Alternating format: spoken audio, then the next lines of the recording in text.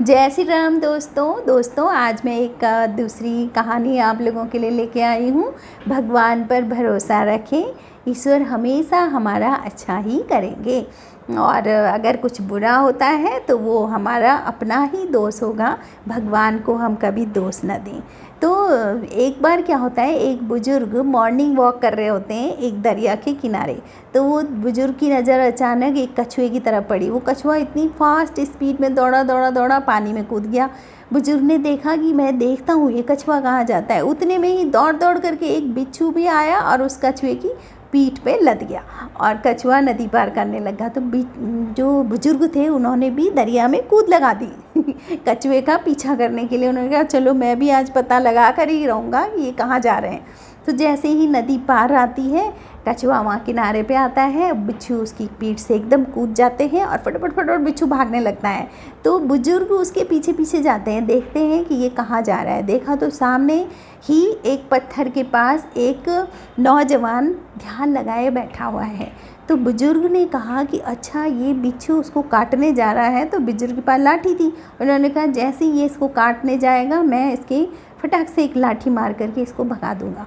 तो जैसे ही देखता है कि वो काटने जाने ही वाला था नौजवान के पास, तब तक पीछे से एक बहुत बड़ा सांप आकर के उस नौजवान की तरफ बढ़ रहा है।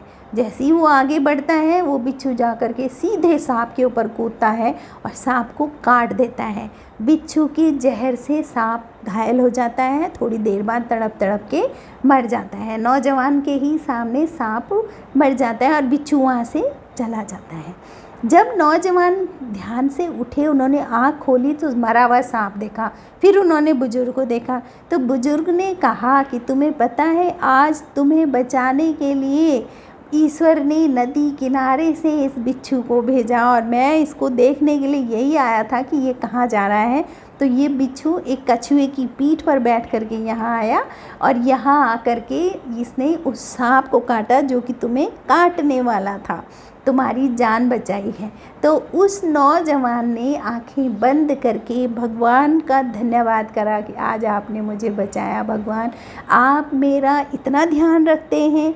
और उसकी आँखों से आंसू बहने लगे। तो भगवान ने उसे कहा कि जो बुज़ुर्ग तुमको जानते भी नहीं हैं, तुमको कोई जान पहचान तुम्हारे साथ कोई संबंध नहीं है, उस बुज़ुर्ग ने भी अपनी लाठी लेकर के ये सोचा था कि मैं तुम्हारी जान बचाऊंगा। तो जब वो बुज़ुर्ग तुम्हारी जान बचाने के लिए तैयार हो सकते हैं तो मुझसे तो तुम्हारा नाता है।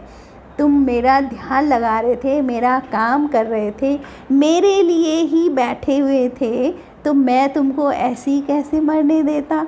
इसलिए ईश्वर पर हमेशा विश्वास करें, भगवान हमारे साथ हैं और वो हमारे भीतर हैं, कहीं ढूंढने की ज़रूरत नहीं है। बस ज़रूरत है अपने विश्वास को पक्का करने की कि वो हैं और वो यहीं कहीं हमारे पास ही हैं, कहीं बाहर जाने की भी ज़रूरत नहीं है। तो दोस्तों मेरी कहानी आपको कैसे लगी, प्लीज़ मेरे चैनल को सब्सक्राइब करना, लाइक करना, कमेंट करना और फिर आगे और भी अच्छी कहानियाँ मैं आप जो मुझे आती है मैं आपके सामने रखूँगी।